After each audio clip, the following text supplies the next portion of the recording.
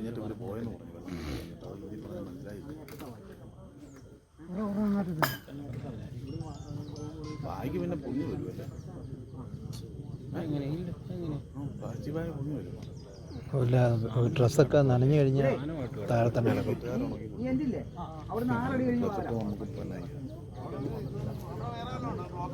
ഒരു room corner ഇരിക്കുക. ഒരു 6 അടി അങ്ങോട്ട് മാറി വാതില. പാസിന് അത്ര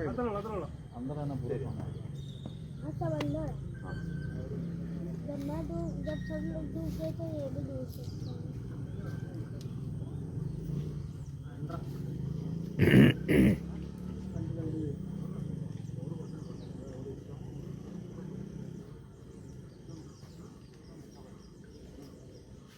पानी की गहराई भी बची है। सेंटर में थोड़ी बची भी है बहुत। ഇന്ന് രാവിലെയാണ് പുലർച്ചെ 2 മണിയോട് കൂടിയാണ് ഈ സംഭവം ഉണ്ടായതെന്നാണ് നമുക്ക് മനസ്സിലാക്കാൻ സാധിക്കുന്നത്. ഉത്തർപ്രദേശിൽ നിന്നുള്ള 4 പേരാണ്, 2 ഫാമിലികളാണ് ഉണ്ടായിരുന്നത്. അവർ കഴിഞ്ഞ ദിവസം കുമരകത്തേക്ക് എത്തുകയും ഈ ഹൗസ് ബോട്ടിൽ ഇന്നലെ രാത്രിയോടുകൂടി താമസിക്കുകയും ചെയ്യുകയായിരുന്നു. ഹൗസ് ബോട്ട് രാത്രി നമുക്കറിയാവുന്നതുപോലെ തന്നെ വേമ്പനാട്ട് കായലിലൂടെ ഓടിക്കാൻ സാധിക്കില്ല. 6 മണിയോടുകൂടി അത് ഡോക്ക് ചെയ്യുന്ന ഒരു സ്ഥലമുണ്ട്. അവിടെ കൊണ്ടുവന്ന് ഹൗസ് ബോട്ട് കെട്ടിയിടും.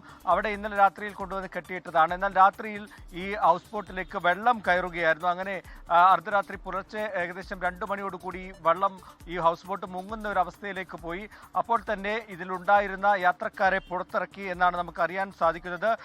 ഉടൻ തന്നെ മറ്റ് ജീവനക്കാരും എത്തി. സമീപത്ത് മറ്റ് ഹൗസ് ബോട്ടുകളും ഉണ്ടായിരുന്നു.